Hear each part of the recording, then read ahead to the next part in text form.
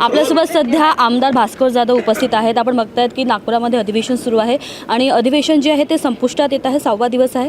या खेळात आपल्यासोबत भास्कर जाधव आहेत. आपण त्यांच्याविषयी जाणून घेऊया की संविधानिकरित्या जर आपण सदनामध्येचं लक्ष केंद्रित केलं तर यामध्ये विदर्भाचे मुद्दे आणि महाराष्ट्राचे मुद्दे मांडण्यात येतात, पण इथे पक्ष आणि विपक्षामध्ये खिचाताण सुरू आहे. त्यांचेच मुद्दे उठले जात आहेत. यावर आपलं काय मत आहे? असं आहे की अधिवेशन सुरू झाल्यापासून तुम्ही बघत असाल 1 किंवा 2 मंत्री फक्त सभागृहामध्ये बसतात, बाकी मंत्री सभागृहामध्ये बसत सुद्धा नाहीत. काल विधान परिषदेमध्ये तुम्ही बघितलं की एकही मंत्री सभागृहात नाही म्हणून 2-2 वेळा सभागृह सस्थगित करावं लागलं. याचा अर्थ सरकारला काहीही देणं घेणं नाही.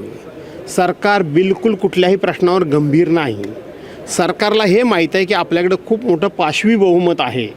त्यामुळं आपण इथं मांडलेलं जे काय सप्लिमेंटरी बजेट आहे, ज्या काही डिमांड्स आहेत, ज्या काही पुरवणी मागण्या आहेत, 75,000 आणि 275 कोटीच्या आसपासच्या ज्या मागण्या आहेत त्या आमच्या संख्याबळाच्या जीवावर आम्ही मंजूर करून घेऊ. त्यामुळं काहीही फरक पडत नाही. सर्व सभागृहामध्ये आपण बसलो काय आणि नाही काय, आमदारांच्या प्रश्नाला उत्तरं दिली काय आणि नाही काय, अशा एका भलत्याच घमिंडीमध्ये सरकार असल्यामुळे प्रकार घडत आहेत. नक्कीच आपण जर विचार केला गेलं तर यामध्ये आता आदित्य ठाकरेंनी एक स्टेटमेंट केलं होतं की आम्ही वाघ आहोत आणि एकनाथ शिंदे हे तेंदू आहेत. यावर आपलं काय म्हणणं आहे की एकनाथ शिंदेंनी